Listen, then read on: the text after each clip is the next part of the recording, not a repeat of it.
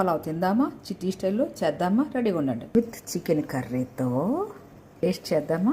పెట్టుకుంటే నోట్లో బాస్ట్ అండి. సూపర్ అంటే సూపర్. షేర్ చేయండి, లైక్ చేయండి, కామెంట్ చేయండి, చాలా మందికి చేరవేయండి.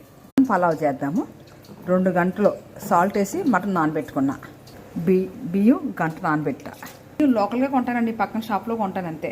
మటన్ పలావ్కి ఇదే సరుకులు. పలావ్ అండి సారీ, రాజమండ్రి స్టైల్లో, గోదావరి స్టైల్లో. కొంచెం నూనె, కొంచెం నెయ్యి, ఫ్రెష్ పుదీనా నాదే.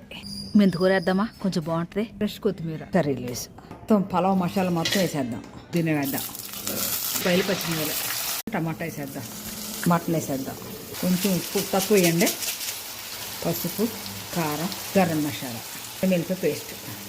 4 విజిల్ ఆనిద్దాం. చేద్దాము. 1 విజిల్ చాలు. కొంచెం ఉడకపెట్టక విజిల్ ఆనిచ్చి ఒకే విజిల్ చాలు. చేద్దామా. వావ్, నీళ్ళు 1కి 1.5 పోసా. వాహ్ వచ్చింది. వావ్, పొడి పొడిలాడుతూ వచ్చింది. టేస్ట్ చూద్దామా.